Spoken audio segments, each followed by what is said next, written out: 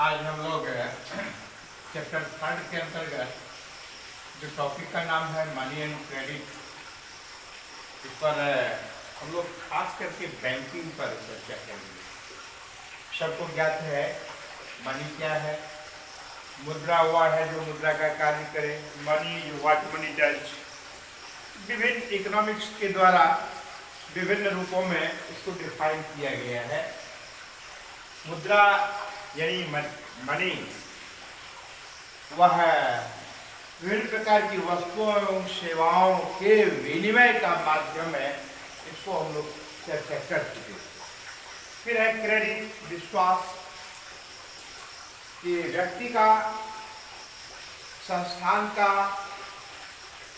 या फिर किसी भी क्षेत्र में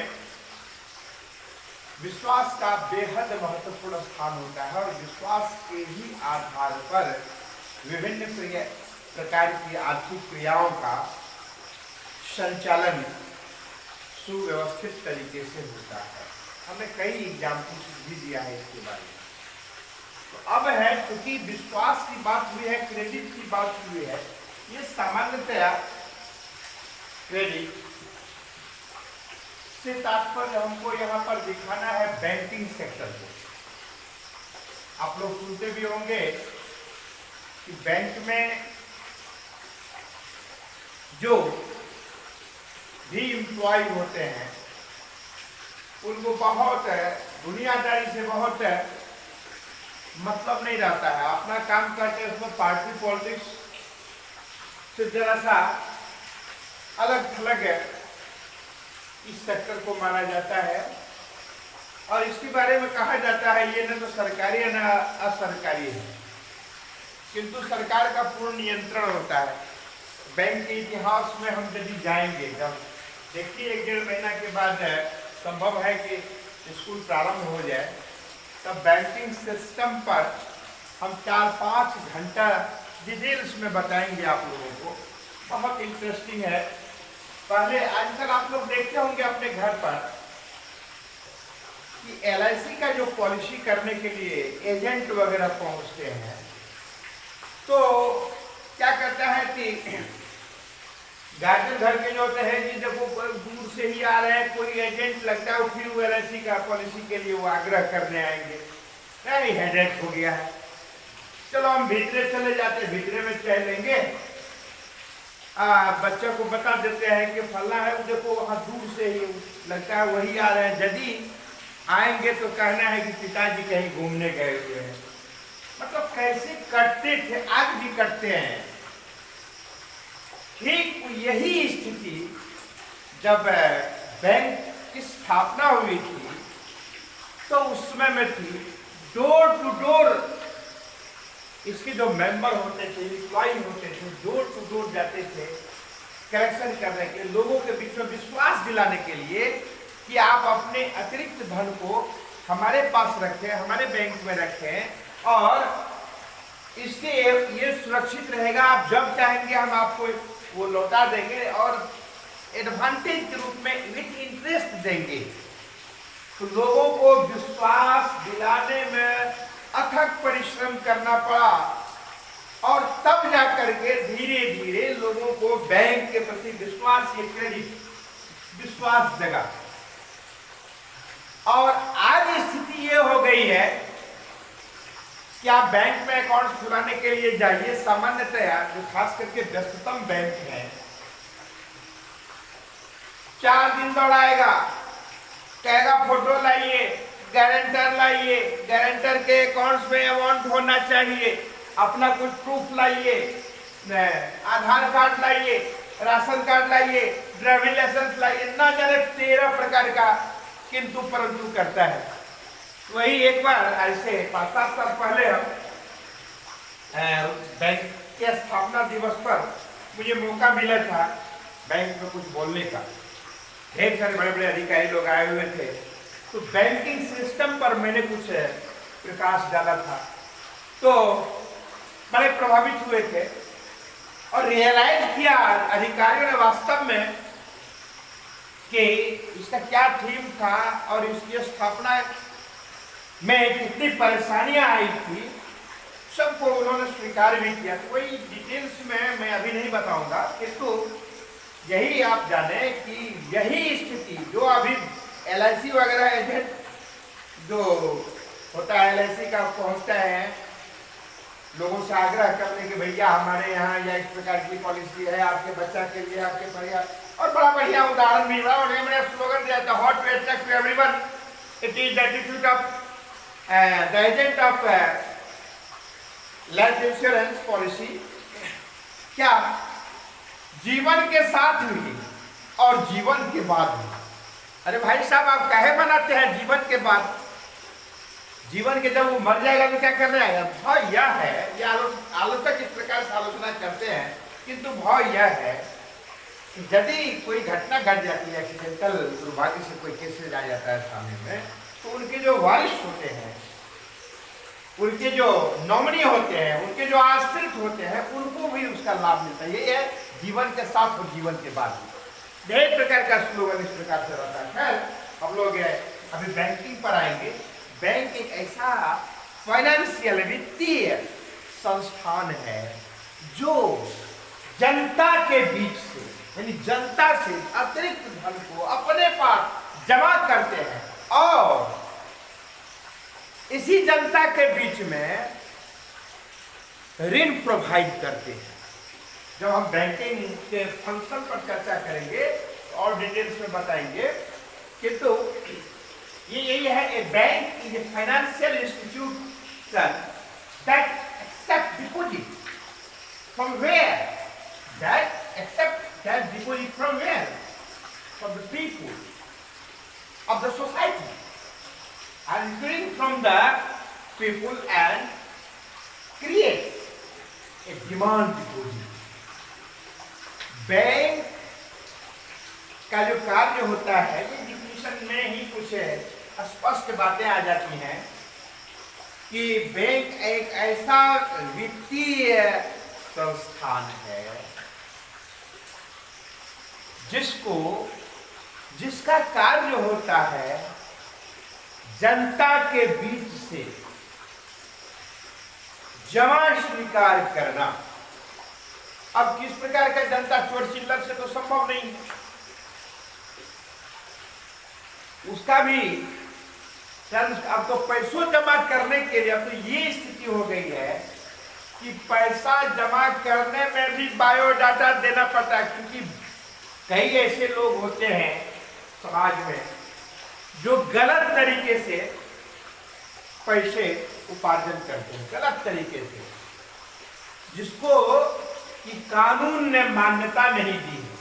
तो इस स्थिति में यह आवश्यक हो जाता है कि आपका जो सोर्स ऑफ इनकम, मान लीजिए हमारे पास में सोर्स ऑफ इनकम नहीं है, 10,000, 20,000, 25,000, 30,000, 35,000 मान लीजिए मंथली हम उठाते हैं, और हम यदि एक बार में जा सके 25-25 लाख रुपया 5 बार करके महीना में जमा कर दे, ऑटोमेटिकली हमको उसका रिकॉर्ड देना पड़ेगा, what are your sources of income, तो ये बताना पड़ता है। तो अब बैंक में रुपया जमा करने के लिए भी बहुत विधान है, इसलिए उस पर हम लोग अलग से बात करेंगे। किंतु बैंक एक ऐसा वित्तीय संस्थान है जो जमा स्वीकार करता है और साथ ही साथ ऋण भी देता है। जनता से ऋण लेना और जनता को ही ऋण देना, पब्लिक से ऋण लेना और पब्लिक को ऋण, पब्लिक से जमा लेना और पब्लिक को ऋण देना। बैंक के पास अपना कुछ भी नहीं होता है, याद रखेंगे आप लोग, बैंक के पास अपना कुछ भी नहीं होता है। तब समाज से ही, आम पब्लिक से ही बैंक अपने पास जमा स्वीकार करता है। वो कैसा जमा? जो अतिरिक्त उसके पास साल भर महीना दिन कार्य किया, माना कि 10,000 रुपया किसी को इनकम हुआ, उसमें से 8,000 या 9,000 रुपया उसने विभिन्न मदों पर खर्च किया और 1,000 रुपया बच गया, तो चलो भाई सरप्लस में है, इसको बैंक में डाल देते हैं, सुरक्षित भी रहेगा, जब चाहेंगे निकाल भी लेंगे आवश्यकता पड़ने पर, और ऊपर से बैंक कुछ एडवांटेज भी देगा, इंटरेस्ट भी देगा। तो इस तरह से क्या होता है कि बैंक में रुपये जमा करने से वो रुपया कहते हैं कि मनी बिगेट्स मनी, धन से ही धन कमाया जाता है। किंतु बैंक एक ऐसा सिस्टम है जो गांव घर में आप लोग सुनते होंगे, मछली के तेल से मछली को फ्राई करना, मछली के तेल से मछली को फ्राई करना। इसका क्या मतलब होता है? मतलब ये होता है कि गांव घर में देखेंगे बड़ी मछलियां जली होती है, वो थोड़ा सा चर्बी युक्त होती है, तो जिस बर्तन में बनाया जाता है थोड़ा सा भी तेल डालने पर उसको, मछली को जब उसमें डाला जाता है फ्राई करने के लिए, तो मछली के पीछे से इतना तेल निकलता है कि उसी में उसका फ्राई हो जाता है। तो बैंक जो होता है वो पब्लिक के जमा को ही क्या करता है, फिर पब्लिक के ही बीच में, जिस पब्लिक ऐसे हजारों लाखों ऐसे करोड़ों ऐसे लोग हैं जिनके पास दो पैसा यदि रहता है तो प्रयास करता है हम बैंक में जमा कर दें कि उससे हमको कुछ अतिरिक्त एडवांटेज भी मिलेगा, इंटरेस्ट भी मिलेगा, और साथ ही साथ जब आवश्यकता होगी तब इसको हम बैंक से ले सकते हैं, निकाल सकते हैं। तो और दूसरा क्या कार्य है, लाखों करोड़ों ऐसे लोग हैं जिनको रुपयों की आवश्यकता होती है, जो बैंक से उधार लेता है, ऋण लेता है, लोन लेता है। तो अब है क्या कि बैंक का पहला कार्य है ऋण लेना, जमा लेना, और दूसरा कार्य क्या है, ऋण प्रदान करना। तो नेचुरली 5 रुपया यदि इंटरेस्ट है डिपोजिटर को देता है, अब वह जिनको वो पैसा देगा लोन के रूप में, वो उससे 7 रुपया लेगा, 8 रुपया लेगा, तब ये दोनों का बीच का 7 रुपया घटा 5 रुपया बराबर 5 रुपया बराबर 2 रुपया जो है वह बैंक का क्या है, बैंक का बेनिफिट है, बैंक का प्रॉफिट है। इसी प्रॉफिट में बैंक में जितनी एम्प्लॉय होते हैं, बैंक का जितना सिस्टम होता है, बैंक पर जितने एक्सपेंसेज आते हैं, इन सारे को उसके बीच में बांटा जाता है। उसके बावजूद पर ईयर करोड़ों रुपये बैंक को प्रॉफिट होता है सामान्यतः। अब एक बात, अब ये कैसे होता है इसको भी हम डिटेल्स में बताएंगे। हम पहले ही कहे थे कि ये टॉपिक बेहद इंटरेस्टिंग होता है टॉपिक है। अब देखिए, एक बात मैं कहने के लिए भूल ही गया, ये बैंक आप देख रहे हैं, ये बैंक की स्थापना को भी जानना चाहिए, ये कब प्रादुर्भाव हुआ इसको जानना चाहिए, फिर इसके बाद जानना चाहिए कि बैंक किस प्रकार का बैंक, ये आपके मन में संभव है कि जिज्ञासा भी होगी, बैंक से तात्पर्य किस प्रकार का बैंक। आप मार्केट वगैरह में, टाउन वगैरह में घूमते होंगे, देखते होंगे, लिखा हुआ रहता सेंट्रल बैंक ऑफ इंडिया, लिखा हुआ रहता है पंजाब नेशनल बैंक, लिखा हुआ रहता है कैनरा बैंक, लिखा हुआ रहता है Allahabad bank, bank of Baroda, bank of Vijaya, न जाने बैंक ऑफ पटियाला, नाना प्रकार का नाम लिखा रहता है, वो भी बैंक ही है। तो फिर हम कैसे डिस्टिंग्विश करें? तो बैंक से तात्पर्य हमारा किस बैंक से है? याद रखेंगे आप लोग, बैंक सामान्यतया 2 प्रकार का होता है। बैंक सामान्यतया 2 प्रकार का होता है। क्या सब? तो एक बैंक को कहते हैं कॉमर्शियल बैंक, और दूसरा बैंक को कहते हैं सेंट्रल बैंक। सेंट्रल बैंक अब है, ये सेंट्रल बैंक को भारत में, सेंट्रल बैंक को भारत में रिजर्व बैंक कहा जाता है।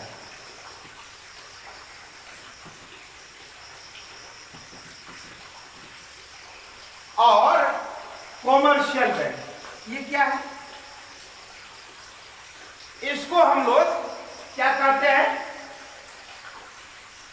व्यापारिक बैंक कहते हैं हिंदी में। क्या कहते हैं? व्यापारिक बैंक कहते हैं। इसी को हम लोग व्यावसायिक बैंक भी कहते हैं। क्या कहते हैं? व्यावसायिक बैंक भी कहते हैं। इसी को हम लोग वाणिज्यिक बैंक भी कहते हैं। क्या कहते हैं? वाणिज्यिक बैंक कहते हैं। यानी कि ये तीनों नाम जो है उसका एक ही है अर्थ है कि आप उस बैंक के बारे में कह रहे हैं जो कमर्शियल बैंक। इसीलिए इंग्लिश वर्ड को आप जरूर याद रखें।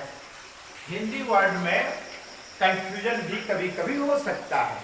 तो ये क्या है? तो कमर्शियल बैंक। तो कितने प्रकार का बैंक होता है? एक होता है कमर्शियल बैंक, दूसरा बैंक क्या होता है? Central bank. तो सेंट्रल बैंक को भारतवर्ष में किस नाम से जानते हैं? रिजर्व बैंक के नाम से जानते हैं। अब आपके मन में जिज्ञासा हो रही है, आचार्य जी आप गलत बोल रहे हैं, हमने तो देखा अभी अभी हमने चर्चा की है। क्या चर्चा की है? कि पंजाब नेशनल बैंक, उसकी वो कहां चला गया? स्टेट बैंक ऑफ इंडिया जो भारत का सबसे बड़ा बैंक है वो कहां चला गया? फिर रोसड़ा में भी देखा सेंट्रल बैंक, समस्तीपुर में भी देखा सेंट्रल बैंक, खगड़िया में भी देखा सेंट्रल बैंक, पटना में भी देखा सेंट्रल बैंक, भागलपुर में भी देखा सेंट्रल बैंक, सहरसा में भी देखा सेंट्रल बैंक। तो इसका मतलब है कि भारतवर्ष में हजारों लाखों सेंट्रल बैंक होंगे। नहीं भाई साहब, सेंट्रल बैंक सामान्यतया देश की विभिन्न राज्य की राजधानी में देखने को मिलती है और वो बैंक सेंट्रल बैंक होता है जिसमें लिखा होता है भारतीय रिजर्व बैंक। वही रियल में सेंट्रल बैंक है। और सेंट्रल बैंक ऑफ इंडिया जहां तहां लिखा हुआ रहता है। Punjab national bank, state bank of India, bank of India, bank of Allahabad, bank of Baroda, bank of Canada, न जाने नाना प्रकार के बैंक्स हैं। ये सारे के सारे बैंक क्या कहलाते हैं? ये कॉमर्शियल बैंक कहलाते हैं। जितने प्रकार का बैंक आप देख रहे हैं कॉमर्शियल बैंक। और दूसरा बैंक क्या है? वो रिजर्व बैंक है। अब क्लियर हो गया कि भारतवर्ष में जितने भी नाम से आप बैंक को देख ले, सुन ले, पढ़ ले, वो ग्रामीण बैंक हो, क्षेत्रीय ग्रामीण बैंक हो, पीएनबी हो, एसबीआई हो, सीबीआई हो। याद रखेंगे सीबीआई से यहां पर तात्पर्य सेंट्रल बैंक ऑफ इंडिया से है, लेकिन जब एब्रिविएशन में रहेगा तो आप खास करके what is the full form of CBI, तो पहला आप देंगे सेंट्रल ब्यूरो ऑफ इन्वेस्टिगेशन, उसी रूप में जाना जाता है। लेकिन यदि कोई सेंट्रल बैंक ऑफ इंडिया भी लिख देते हैं तो वो भी मान्य हो सकता है, किंतु फर्स्ट प्रायोरिटी आप दें सेंट्रल ब्यूरो ऑफ इन्वेस्टिगेशन। तो ये सारे के सारे बैंक कॉमर्शियल बैंक। अब एक बात आप हमेशा याद रखेंगे, बैंक का प्रयोग जब कभी भी कोई भी व्यक्ति करते हैं, बैंक का प्रयोग जब कभी भी सामान्यतया कोई भी व्यक्ति करते हैं, तो इससे आपको हमेशा समझना है वह किस प्रकार का बैंक है, वह कॉमर्शियल बैंक। ठीक है ना? अब कहेंगे कि क्या है रिजर्व बैंक क्यों नहीं रहेगा? इसलिए कि रिजर्व बैंक का इंडिविजुअल व्यक्ति विशेष का ट्रांजैक्शन नहीं चलता है। ठीक है ना? ये रिजर्व बैंक जो है सभी बैंकों का क्या है? गार्जियन है। रिजर्व बैंक सभी बैंकों का बाबूजी है। ठीक है ना? गार्जियन है, संरक्षक है, प्रोटेक्टर है। ठीक है? और ये सभी बुतरू बैंक सब है, बउआ बैंक सब। दोनों का लक्ष्य बिल्कुल अलग अलग है। बैंक से तात्पर्य हम लोग को पहले क्लियर कर लेना चाहिए क्या है, तो कॉमर्शियल बैंक से है। बैंक जब भी कभी कोई कहेंगे तो समझेंगे कॉमर्शियल बैंक है। और जितने भी प्रकार का बैंक के छोटे छोटे शहरों नगरों में आप देखेंगे लिखा हुआ रहता है, उसको आप मान ले क्या है, तो वो कौन सा बैंक है? तो सब के सब बैंक कॉमर्शियल बैंक का नहीं। और जहां पर भारतीय रिजर्व बैंक लिखा होता है, उसको आप समझेंगे कि वास्तव में यही भारतवर्ष का सेंट्रल बैंक है। अब एक बात याद रखेंगे कि जितने भी कॉमर्शियल बैंक हैं, इन सारे बैंकों का एक ही लक्ष्य होता है। क्या होता है? कॉमर्शियल जितने भी बैंक्स हैं, इन सब का एक ही लक्ष्य है। वो क्या लक्ष्य है? वह लक्ष्य है how to gain more and more maximum profit. यानी इस बैंक का एकमात्र लक्ष्य होता है, क्या लक्ष्य होता है? मैक्सिमम प्रॉफिट गेन करना, अधिकतम लाभ को प्राप्त करना किसी भी कॉमर्शियल बैंक का एकमात्र ध्येय होता है, एकमात्र लक्ष्य होता है। ठीक है। और दूसरा क्या है? सेंट्रल बैंक इससे भिन्न। सेंट्रल बैंक सभी को का ख्याल रखता है कि कोई दिवालिया ना हो जाए। आजकल कुछ बैंकों को आप देख रहे होंगे या चर्चा सुनते होंगे, पेपर में देखते होंगे, विलय हो गया। क्यों विलय हो गया भाई? गाँव घर में इसको विलय को बिल्ली भी बोलते हैं। वो बिल्ली नहीं समझ लेना, मिल जाना, एक हो जाना। कि जब विपरीत परिस्थितियां उत्पन्न होने लगती है, फाइनेंशियल कंडीशन कमजोर होने लगता है, उस स्थिति में कुछ बैंकों में को दूसरे बैंक से टैग कर दिया जाता है, जोड़ दिया जाता है, मिला दिया जाता है, ताकि उसका अस्तित्व बचा रहे और सबको मिला के एक मान लिया जाता है। अब यहाँ रिवर्स किया गया है।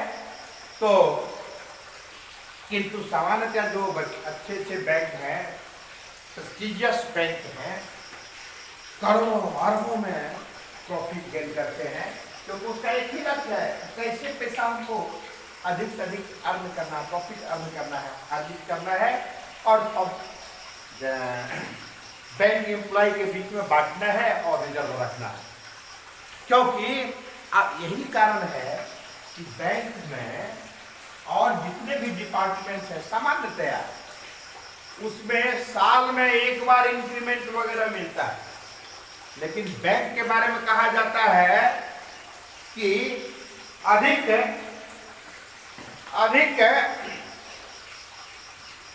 उसमें इंक्रीमेंट का प्रावधान होता है। तो इस तरह से अगर और भी देश में और भी प्रकार का बैंक है, आप लोग एक नाम सुनते होइएगा, स्विस बैंक वगैरह। स्विस बैंक अपने यहाँ का नहीं, दूसरे देश का है, उस पर भी हम लोग चर्चा करेंगे, बाद में करेंगे। किंतु और बहुत बड़ी कहानी सब है, सुनेंगे तो आप लोगों को आश्चर्य होगा, बड़ा इंटरेस्टिंग भी है। अब एक बात याद रखेंगे कि सेंट्रल बैंक हो गया, कॉमर्शियल बैंक हो गया, ये बैंक का लक्ष्य भी आप जान लीजिए। क्या लक्ष्य है? अधिकतम मुनाफा प्राप्त करना। बैंक का क्या लक्ष्य है? अधिकतम मुनाफा प्राप्त करना। हमेशा याद रखेंगे, एक बात लक्ष्य होता है। अब बैंकिंग सिस्टम जो है, आजकल मैंने पहले ही कहा था कि जब आप इकोनॉमिक्स में चर्चा करेंगे तो हाउ टू अर्न मनी, कैसे धन कमाया जाए, कहां से धन आवे, कितना अधिक हम आगे बढ़ें, इसी के बारे में। क्योंकि आपके पास पैसा यदि है तो आपको सब इज्जत करेगा, आपके पास पैसा नहीं है तो आपको घर का परिवार का लोग भी नहीं पूछेगा, नजरअंदाज कर देगा, उपेक्षा करेगा, आदर नहीं करेगा। इसीलिए क्योंकि ये जो धन जो है, उसके चारों तरफ दुनिया की तमाम गतिविधियां चक्कर, आर्थिक गतिविधियां चक्कर काटते रहती है।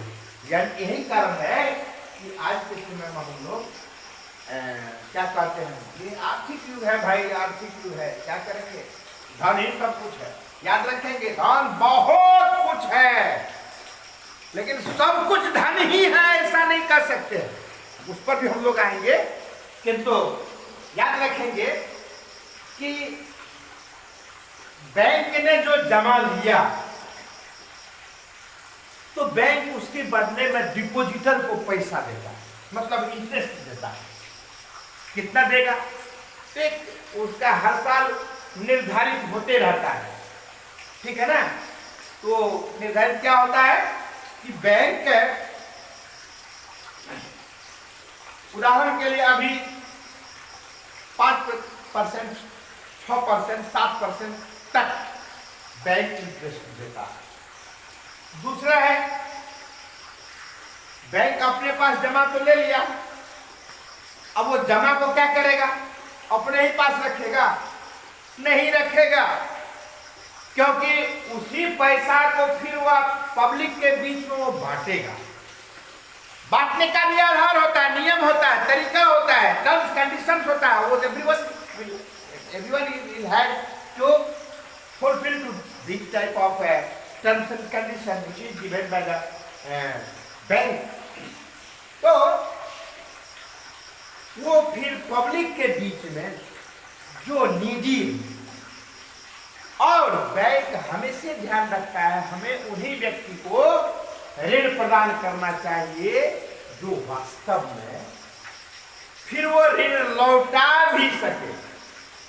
यदि बैंक को विश्वास हो जाएगा कि ये व्यक्ति जो ऋण लेने के लिए आया है ये किसी कीमत पर ऋण नहीं भुगतान कर सकता है, नहीं अदा कर सकता है, बैंक कभी नहीं चाहेगा उस व्यक्ति को ऋण देने के लिए। उसी व्यक्ति को ऋण देता है जिसके पास में चल अचल संपत्ति होती है, जिसके पास में रिकॉर्ड होता है, जिसका गारंटर होता है, जिसका क्रेडिट रहता है, जिसकी प्रतिष्ठा रहती है, जिस पर विश्वास किया जा सके।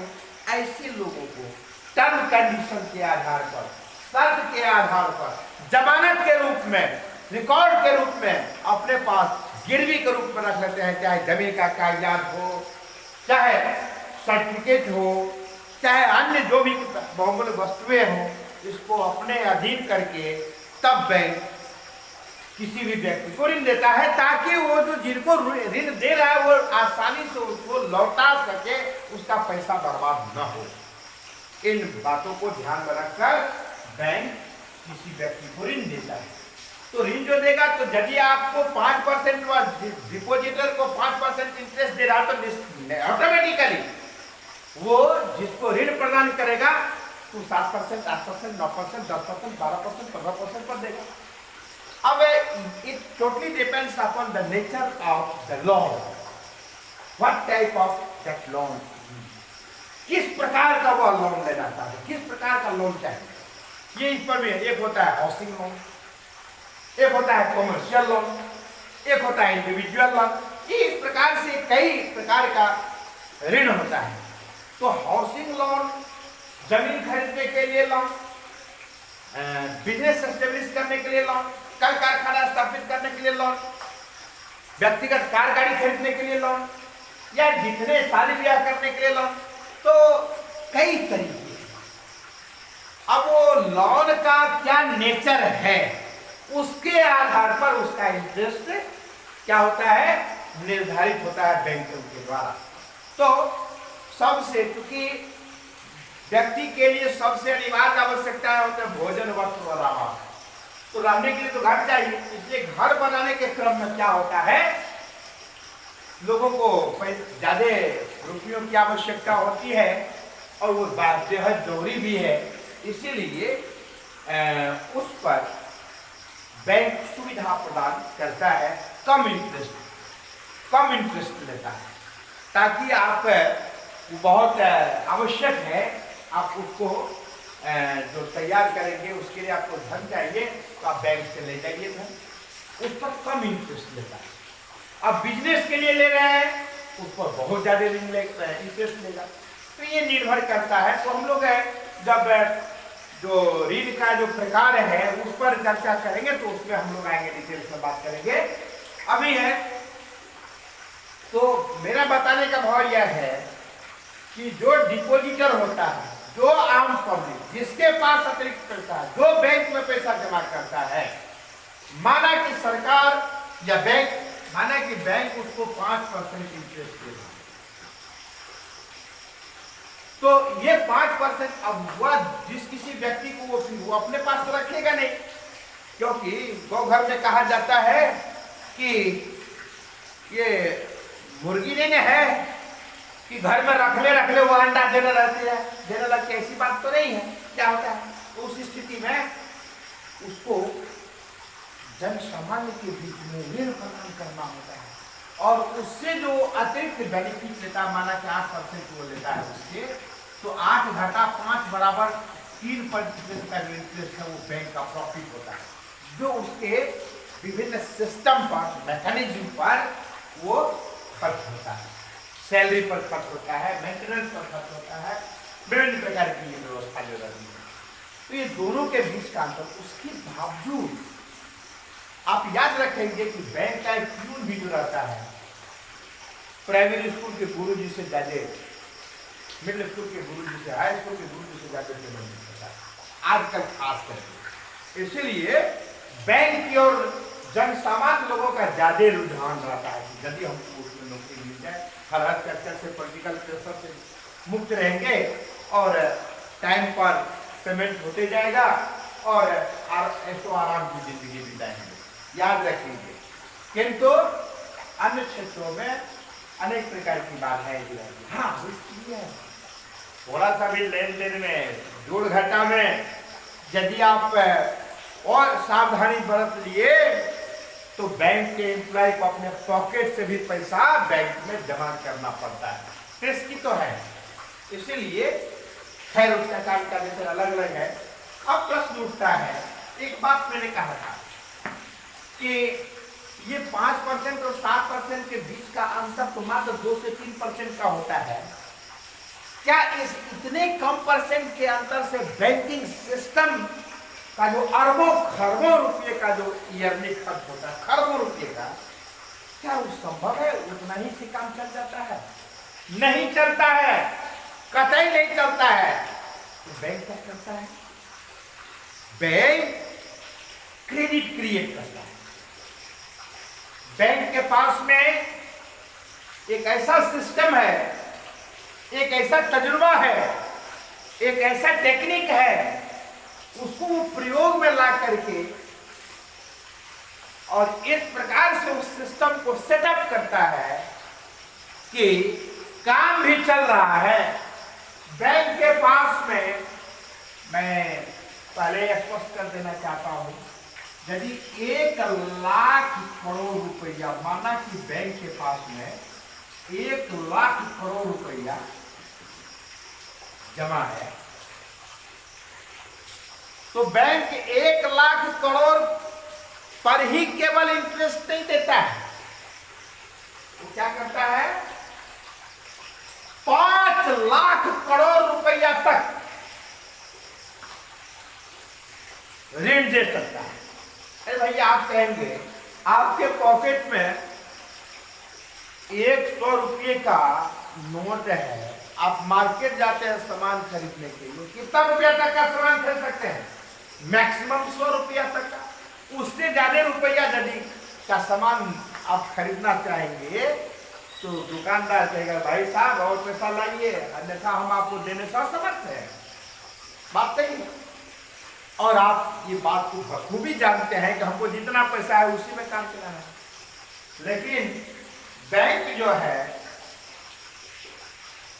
इसमें ऐसा सिस्टम रहता है कि बैंक के पास में 1 लाख करोड़ रुपया जमा है, वो 5 लाख करोड़ रुपया तक ऋण प्रोवाइड कर सकता है। आप लोगों के मन में लगता होगा कि आचार्य जी क्या हो गया, क्या बोलने लगे? भैया यही सही है। एक वर्ड है, एक स्लोगन है इसके संदर्भ में,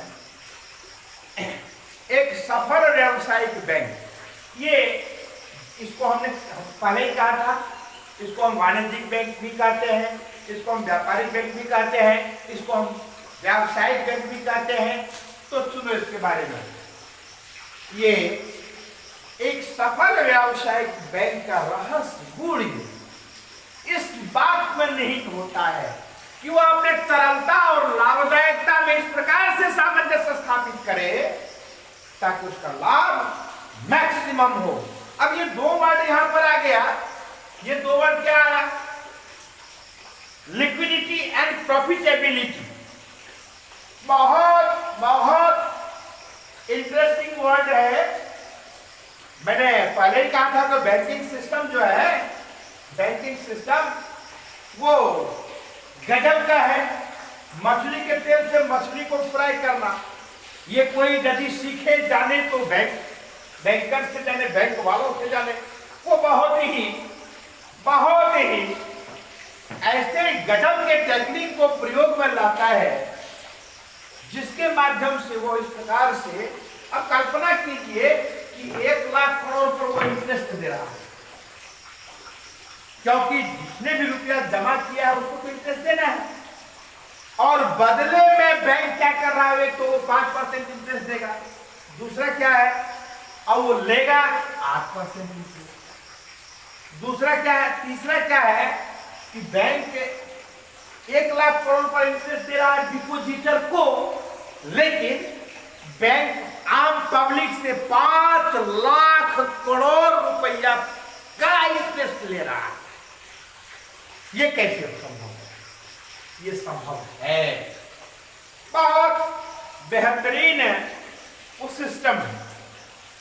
तो इसमें है कि बैंक जब भी कभी किसी भी व्यक्ति को लोन देता है, याद रखेंगे, सदैव याद रखेंगे, बैंक जब भी कभी किसी व्यक्ति को लोन देता है तो वह loan direct cash in hand नहीं करता है।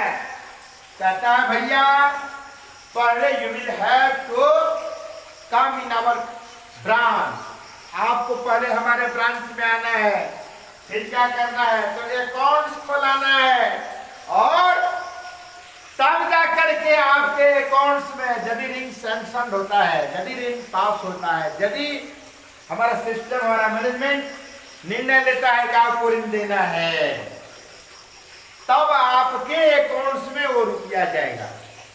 देखिए गजब का संयोग होता है।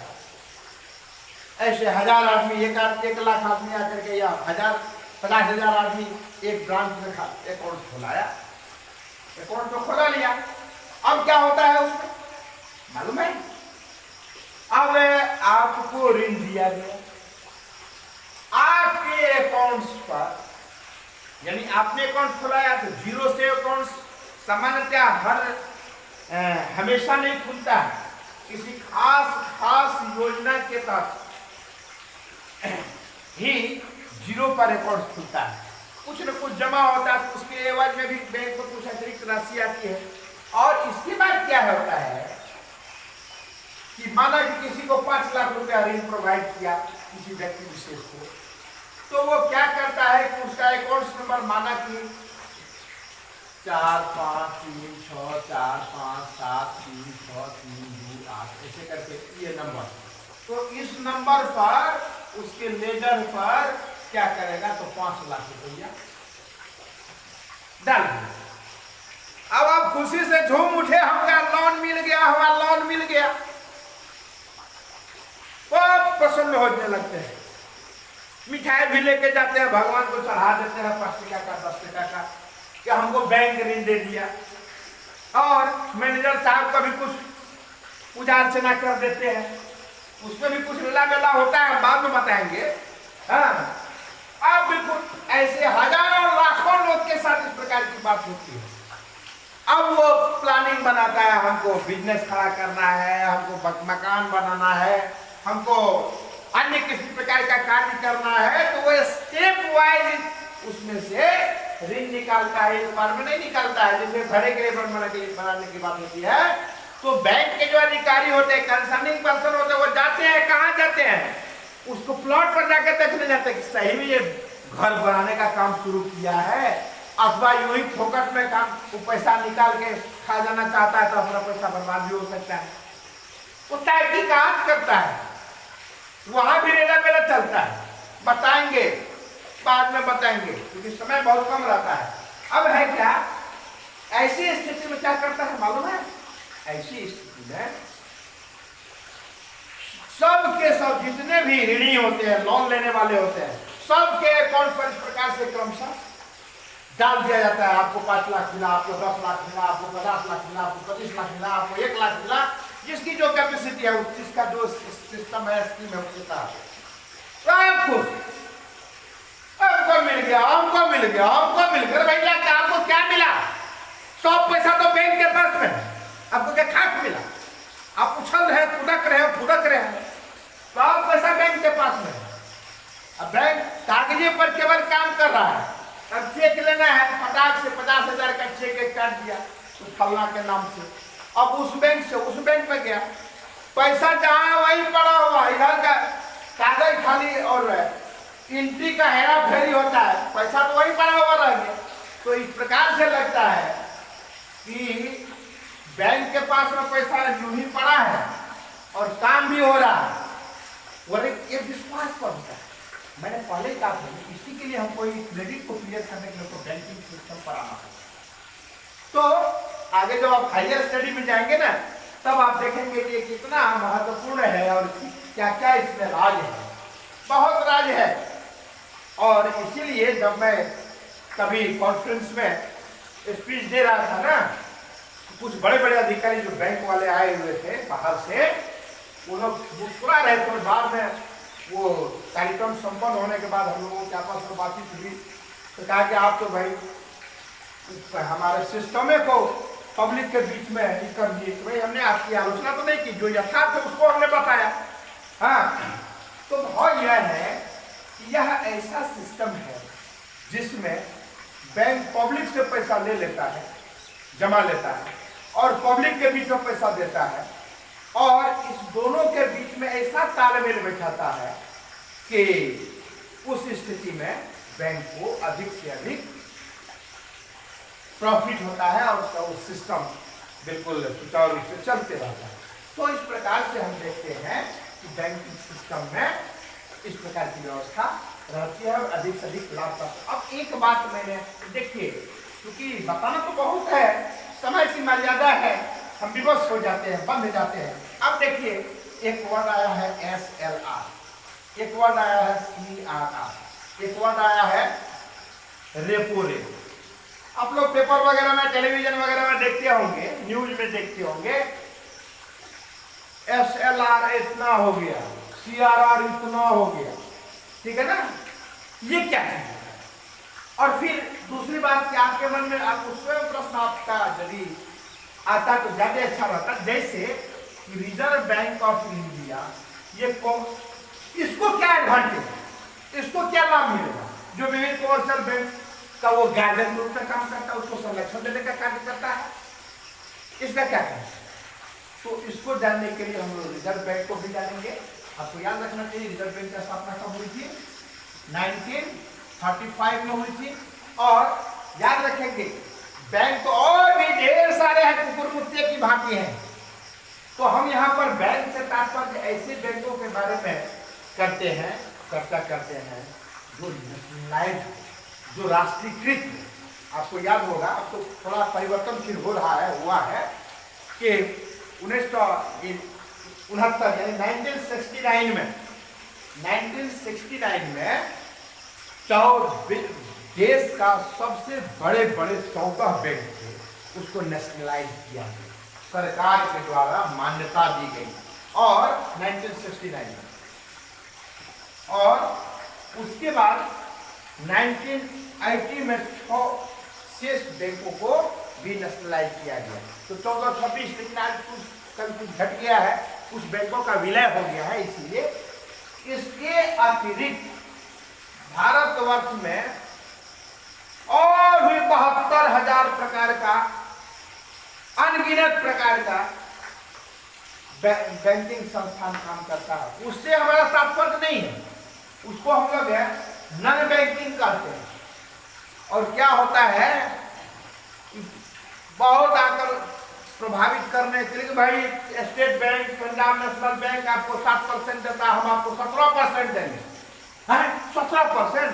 जनता भी चौंक जाती है। अच्छा चलिए, हम आपकी मात्रा खुला लेंगे। साल 2 साल तक फटाफट सब जमा करते गया, और पता चला कि हाय रे बाबू कहाँ चला गया पता नहीं। वो पार ढेर सारे ऐसे एग्जाम्पल देखने को मिलते हैं। इसीलिए ऐसे नॉन बैंकिंग वालों से सावधान रहना चाहिए। जरूरत से ज्यादा लाभ कमाने के चक्कर में 24 थे 26 बनने गया, दुबे बन गया, वही हाल होता है। तो याद रखेंगे आप कि इस स्थिति में से थोड़ा सा परहेज करना चाहिए, बचना चाहिए। अब है क्या, याद रखेंगे, क्योंकि समय बहुत कम है, जल्दी जल्दी मैं आगे बढ़ रहा हूँ, मौका मिलेगा तो फिर इसको मैं डिटेल से बताऊंगा। SLR, स्टेटमेंट्री लिक्विडिटी रेशियो, वैधानिक तरलता होगा। ये तरलता वर्ड क्या है? What is liquidity? लिक्विडिटी जो है वो क्या है? यानी बैंक पैसे का वह भाग जो अपने पास तरल रूप में रखे। तरल क्या है? तरल एक लिक्विड होता है और ठेठ भाषा में दो घर में उसको तरल होता है, जो फ्राई करना होता है। तो वहां वो फ्राई करने वाली बात नहीं है तरल, यहां है लिक्विडिटी की बात, यानी लिक्विड की बात, कैश की बात। तो अब याद रखेंगे, ये जो रिजर्व बैंक है, रिजर्व बैंक का भी कुछ टर्म कंडीशन होता है। जितने नेशनलाइज बैंक हैं उन सारे बैंकों को रिजर्व बैंक का जो इंस्ट्रक्शन रहता है सबको फॉलो हर हाल में करना पड़ता है। ठीक है? तब कहते हैं कि ये बैंकों का बैंक है, बैंक का गार्डन है, अन्य कमर्शियल बैंक का ये पप्पा है, ऐसा भी लोग बोल देते हैं बोलचाल की भाषा में। किंतु यथार्थ यही है कि रिजर्व बैंक के द्वारा जो इंस्ट्रक्शन दिए जाते हैं, टर्म कंडीशन है, उसको फॉलो करना होगा। अब जैसे मैंने कहा कि कुछ बैंकों का विलय हो रहा है, कुछ बैंक दिवालिया हो जाता है, ऐसी ऐसी स्थिति भी भविष्य में बनती है। तो वैसी स्थिति में रिजर्व बैंक क्या करता है? संरक्षण प्रदान करता है। वैसी स्थिति में रिजर्व बैंक उनको सहयोग करता है, संरक्षण करता है, उसको बैंक को डूबने से बचाता है। तो बैंक को डूबने से कैसे बच जाएगा? तो उसके लिए क्या है, तो जितने भी कमर्शियल बैंक हैं, कमर्शियल बैंक से यहाँ पर किस प्रकार के commercial? All those banks which are nationalised, यानी जितने भी राष्ट्रीयकृत बैंक हैं, मैं उसकी चर्चा कर रहा हूं। ये राष्ट्रीयकृत बैंक जो है वो क्या है मालूम है? ये राष्ट्रीयकृत बैंक अपनी कुल जमा का, माना कि बैंक के पास 1000 करोड़ रुपया जमा है, अपनी कुल जमा का एक निश्चित अनुपात, रेशियो, रिजर्व बैंक के पास हर हाल में जमा करना होता है। ठीक है? तो रिजर्व बैंक में अपनी जमा का, किनके जमा का? तो कमर्शियल बैंक में जो जमा होता है उसका एक निश्चित अनुपात रिजर्व बैंक में हर एक नेशनलाइज बैंक को जमा करना होता है। उसी रेशियो को, उसी अनुपात को क्या कहा जाता है? SLR कहा जाता है। क्या कहा जाता है? SLR कहा जाता है। यानी रिजर्व बैंक के पास कोई भी कमर्शियल बैंक, कोई भी कमर्शियल बैंक से यहाँ पर नेशनलाइज बैंक से है, कोई भी कमर्शियल नेशनलाइज बैंक अपनी जमा का रिजर्व बैंक में एक निश्चित अनुपात में जमा रखता है, जिसे हम स्टेटमेंट्री लिक्विडिटी रेशियो के नाम से जानते हैं। क्यों जमा रखता है? इसलिए जमा रखता है कि भविष्य में यदि उस बैंक के ऊपर कोई आपदा आ गई, यदि उस बैंक के ऊपर आर्थिक संकट हो गया, यदि वह बैंक आर्थिक विपत्ति की स्थिति में फंस गया, वैसी स्थिति में रिजर्व बैंक गार्जियन के रूप में कार्य करता है। रिजर्व बैंक उसको संरक्षण प्रदान करता है, ऋण प्रदान करता है, ताकि वो बैंक डूबे नहीं, फिर ट्रैक पर, पटरी पर आ जाए। तो इस प्रकार का लक्ष्य रहता है। तो इस यही कारण है कि रिजर्व बैंक में ऐसे बैंकों को जमा करना ही पड़ता है, हर हाल में जमा करेगा। ये टर्म कंडीशन है आरबीआई का, इसको करना ही करना है। इसी को हम लोग SLR कहते हैं। क्या कहते हैं? SLR कहते हैं। तो SLR के बाद अब देखिए, याद रखिएगा, एक वर्ड और है CR, और इस पर हम डिटेल्स में चर्चा करेंगे। SLR अभी वर्तमान में क्या है, लगभग 4% है। उनके पास जितना बैंक के पास जमा होता है उसका लगभग ये फ्लक्चुएट होते रहता है। ये फ्लक्चुएट क्यों होता है, इसको कौन निर्धारित करता है? तो जब हम लोग मॉनेटरी पॉलिसी, फिस्कल पॉलिसी आदि पर चर्चा करेंगे तो उसमें, क्योंकि आप लोग का सिलेबस ही इतना संक्षिप्त है कि मन अफसोस करके भी रह जाते हैं, जो बेहद जरूरी आप लोग को जानना चाहिए। अब क्या है कि CR, कैश रिजर्व रेशियो। ये कैश रिजर्व रेशियो क्या है? बैंक अपनी जमा राशि का एक निश्चित अनुपात स्वयं के पास रखता है। माना कि 1000 करोड़ रुपया उनके पास जमा है, तो 5%, 7%, 10% वो अपने पास रख लिया, ठीक है, और बाकी को क्या करता है, तो ऋण दे देता है। अब ये क्यों रखता है? इसलिए कि डे टू डे ट्रांजैक्शन के लिए। माना कि कोई व्यक्ति आज रुपया जमा किया, अब कल एक काम करेंगे, अरे वाह, हम सोचे थे कि 6 महीना के बाद पैसा निकालेंगे, अरे वाह बहुत जरूरी काम पड़ गया, या कोई घटना घट गई, एक्सीडेंट हो गया, अब उनको 1-2 लाख रुपया लेना है बैंक से। बैंक ऑलरेडी उनका 5 लाख, 7 लाख, 10 लाख रुपया जमा है। अब वो दौड़े दौड़े चल जाएगा और बैंक वाला कहेगा, ओ बाबू साहब, आपने कहा था, आपने रुपया जमा किया, वो रुपया तो हम फलमा को ऋण पर दे दिए हैं, लोन पर, तो अभी हम कहाँ से देंगे? अभी हम नहीं दे पाएंगे, अब फिर जहिया वो लौटाएगा तब देंगे। तो जितने डिपोजिटर है, मोटका लाठी ले जाकर के उसका सर फोड़ देगा, लो हमारा पैसा लो, हमको नहीं रखना है बैंक को। यानी बैंक का डे टू डे का जो है ट्रांजैक्शन के लिए हर हाल में अपने पास रुपया जमा रखना पड़ता है, और ताकि कोई भी कस्टमर जो इस प्रकार से जिसका जो डिपोजिटर है वो किसी भी समय आ जाए रुपया लेने के लिए बैंकिंग आवर में, उसको खाली नहीं लौटाना है। नहीं तो बैंक पर से लोगों का विश्वास उठ जाएगा, डिपोजिटर का विश्वास, और बैंक पर से जब विश्वास उठ जाएगा तो बैंकिंग सिस्टम भी कलेक्ट कर जाएगा, फेल कर जाएगा। तो इस स्थिति में क्या करना है, तो उस स्थिति को बरकरार रखने के लिए, डे टू डे ट्रांजैक्शन को संपन्न करने के लिए इस प्रकार की व्यवस्था बनाए अपने पास में रखना होता है। अपने जमा राशि का एक निश्चित अनुपात में अपने पास में कैश रूप में रखता है डे टू डे ट्रांजैक्शन के लिए, ताकि बैंकिंग सिस्टम निर्बाध गति से चलता रहे, ठीक है ना। तो ये हो गया CRR। तो ये दोनों सिस्टम को आपको जानना है, CRR क्या है, SLR क्या है। अब तीसरा है एक रेपो रेट।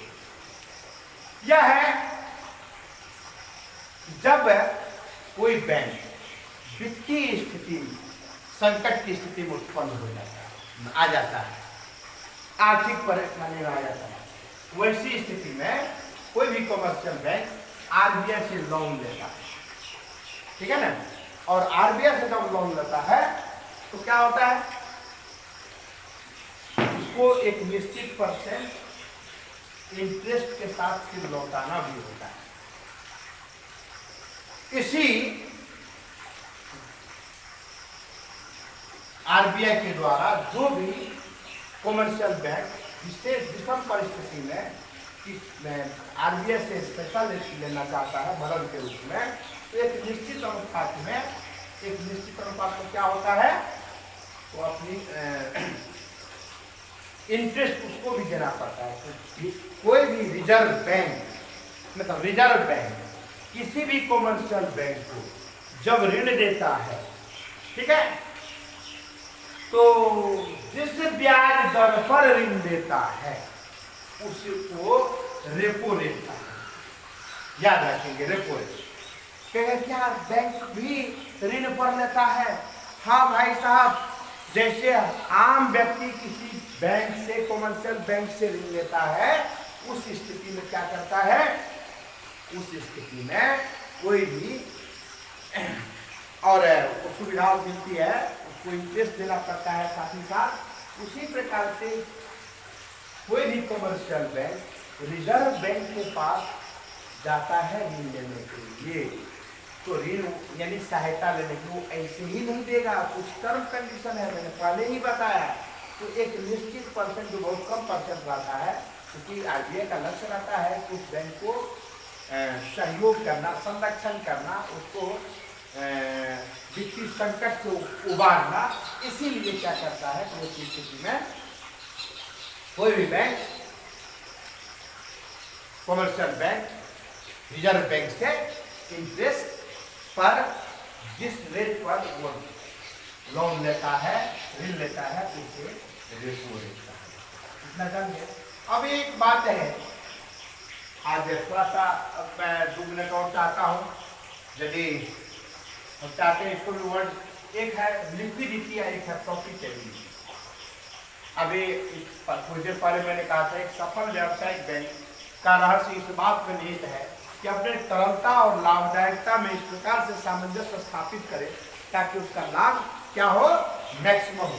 तो ऐसी स्थिति में क्या होगा, तो निश्चित रूप से ऐसी स्थिति में एक वर्ड है प्रॉफिटेबिलिटी। यदि प्रॉफिट को ज्यादा ध्यान में रखेंगे तो वैसी स्थिति में बैंक को हर हाल में मैक्सिमम मैक्सिमम मैक्सिमम रुपये को अपने पास से आम पब्लिक के बीच में क्या करना है, क्या करना है, आम पब्लिक के बीच में ऋण प्रदान करना है। अच्छा मैक्सिमम, यदि सबको ऋण दे देगा तो अपार अनंत प्रॉफिट होगा, तो अनंत प्रॉफिट होगा, लेकिन बैंक क्या होगा, डे टू डे ट्रांजेक्शन के लिए पैसा भी नहीं रख पाएगा। डे टू डे ट्रांजेक्शन के पैसा जब नहीं रखेगा तो क्या होगा, वैसी स्थिति मालूम है, बैंक कोलैप्स कर जाएगा। तो जब बैंक के कोलैप्स कर जाएगा तो प्रॉफिट कहाँ से आएगा। इसीलिए एकमात्र ध्येय रहता है, क्या रहता है कि प्रॉफिट तो मैक्सिमम करना है। हमने पहले ही कहा है कमर्शियल बैंक का प्रॉफिट क्या रहता है, लक्ष्य क्या रहता है कि मैक्सिमम प्रॉफिट गेन करना। क्या लक्ष्य रहता है, मैक्सिमम प्रॉफिट गेन करना। तो मैक्सिमम प्रॉफिट तब होगा कि जितना पैसा अपने पास में जमा हुआ सब पैसा आम पब्लिक के बीच में क्या करना है, बांट देना है, लोन देना है, ताकि सब पैसा पर अधिक से अधिक बेनिफिट मिलेगा, इंटरेस्ट आएगा, अधिक से अधिक बेनिफिट किसी को मिलेगा। ये क्लियर है। किंतु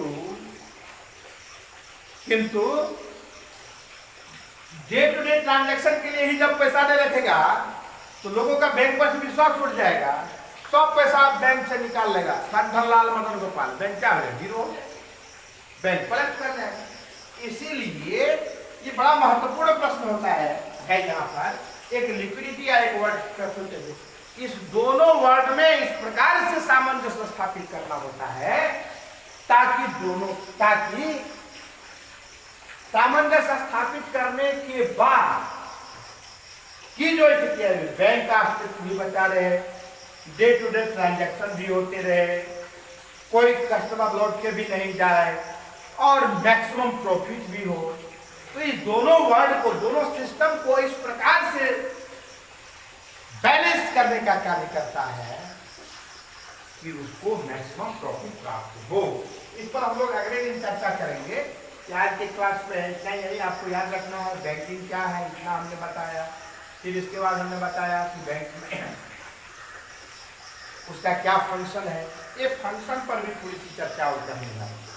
उसके बाद लक्ष्य को ऑलरेडी मैंने क्लियर कर दिया, किस किस प्रकार का बैंक होता है उसको मैंने कहा। एक और बात मैं बताना चाहूंगा कि बैंक में जो इंटरेस्ट है, जो डिपॉजिटर होता है ना, डिपॉजिटर होता है, उसको इंटरेस्ट कैसे दिया जाता है। It totally depends upon the nature of that accounts. Accounts का क्या नेचर है, किस प्रकार का नेचर है, वो सेविंग अकाउंट है या रेकरिंग अकाउंट है, टाइम अकाउंट, टाइम डिपॉजिट है, क्रेडिट सेविंग डिपॉजिट है, रेकरिंग डिपॉजिट है, करंट डिपॉजिट है। तो ये निर्भर करता है कि किस प्रकार का बैंक मतलब वो जमा है। तो यदि जैसे करंट डिपॉजिट है, जिसको हम लोग हिंदी में कहते हैं चालू खाता, एक दिन में 2 बार 3 बार जाकर के उठा सकते हैं, डे टू डे भी जाकर के उठा सकते हैं। लेकिन सेविंग वाला ये नहीं है, तो हमेशा जाइए लाइए लेफ्ट राइट करते रहिए, ऐसा नहीं है। इसीलिए टाइम डिपोजिट पैसा नहीं है, फिक्स्ड अंतराल पर ही आपको पैसा निकालना है। उससे पहले यदि आप पैसा निकालते हैं तो क्या होगा, उससे पहले यदि आप पैसा निकालते हैं तो क्या होगा, तब होगा कि आपको जो बेनिफिट मिलना चाहिए वो नहीं मिलेगा, डिडक्ट कर देगा, उसका एडवांटेज कम कर देगा। तो ये भी तो अगले दिन हम लोग यह भी चर्चा करेंगे कि किस प्रकार का डिपॉजिट है, उसमें रेट ऑफ इंटरेस्ट क्या है, ये बताएंगे। फिर आपको बताएंगे कि पेमेंट करने का तरीका क्या है। पहले लोग विड्रॉल फॉर्म भरते थे, वो सिक्का लेते थे बैंक में जा करके, टोकन जिसको कहते हैं, बहुत देर प्रतीक्षा करते थे, अपनी बारी आती थी तब जाके पैसा लेते थे। बाद में और बैंक में एक डेवलप्ड रूप में आया, उसमें क्या किया तो अपने यहाँ से एक विशेष प्रकार का पत्र इशू किया प्रत्येक डिपोजिटर के लिए, मतलब जो सुविधा चाहते थे, उसको चेक सिस्टम कहा गया। अब तो चेको सिस्टम पुराना हो गया भाई साहब, अब तो एटीएम सिस्टम हो गया। एटीएम सिस्टम का कारण अब तो इस मोबाइल पर पता नहीं कितना आगे लोग बढ़ रहे हैं। अब इसमें भी क्या हो गया है जानते हैं कि अब मोबाइल से खुद खाट हम नहीं जानते हैं उतना, बच्चे लोग करते हैं, पापा आपके अकाउंट में से हमको फॉर्म भरने के लिए 1500 रुपया लेना है, तो भाई अभी तो पैसा तो नहीं ना, पैसा वैसा नहीं चाहिए, आप खाली हमको OTP नंबर दे दीजिए, अकाउंट का ही कीजिए। पता नहीं क्या क्या होता है, फटाफट टिप टाप करके घरे से हम फॉर्म भर। अब तो ये सिस्टम हो गया, तो उस पर भी चर्चा करेंगे। लेकिन पहले से आपकी पुस्तक में दिया हुआ है चेक, तो चेक क्या है, कैसे चेक इशू किया जाता है, उसका क्या आधार रहता है, फिर उसके लिए क्या टर्म कंडीशन है, इन सारी बातों पर हम लोग अध्ययन करेंगे। मुझे लगता है कि ज़्यादा दिन में अब अपलोडिंग में प्रॉब्लम आ सकता है, थोड़ा लंबा हो रहा है, तो लेकिन कम से कम 2-3 घंटा इसमें और समय देंगे ना, तब ये पूरा क्लियर हो पाएगा। आज की कक्षा में इतना ही, धन्यवाद।